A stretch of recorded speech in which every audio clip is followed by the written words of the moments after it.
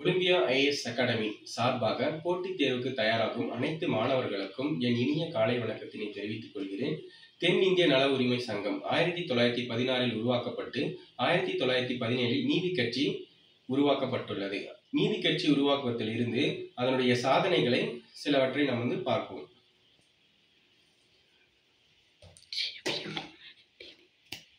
நீதி கட்சியின் சாதனைகள் பார்த்தீங்கன்னா, ஃபர்ஸ்ட் பார்த்தீங்கன்னா 1921-22 இனவாரி ஒதுக்கீடு அரசாணை வெளியிடப்பட்டுள்ளது.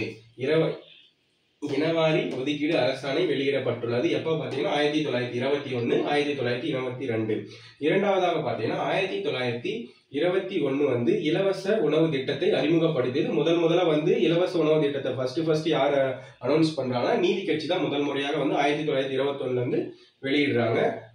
மூன்றாவதாக பார்த்தீங்கன்னா 1921 பெண்களுக்கான வாக்குரிமை அளித்தது முதல்ல நீதி கட்சி பீரியட்ல தான் ஃபர்ஸ்ட் அனௌன்ஸ் பண்றாங்க. 1923 நீர்ப்பாசனம் திட்டம் உருவாக்கப்பட்டதும் நீதி கட்சியின் சார்பாக தான்.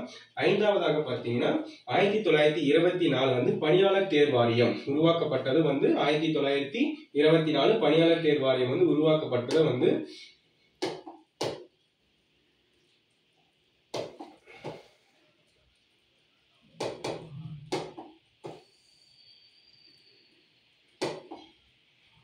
பணியாளர் தேர்வாரியம் உருவாக்கப்பட்டது.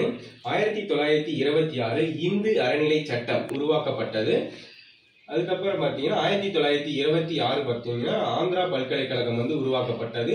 1929 இந்த பணியாளர் தேர்வாரியத்தை பெயர் மாற்றி தான் பொது பணியாளர் தேர்வாரியம் என்று சொல்லிட்டு 1929 பெயர் மாற்றம் செஞ்சு உருவாக்குறாங்க.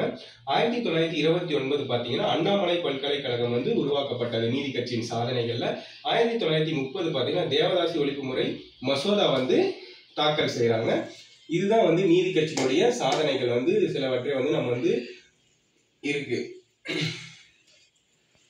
அனைவருக்கும் நன்றி, வணக்கம். அடுத்த வீடியோவில் நம்ம சந்திக்கலாம்.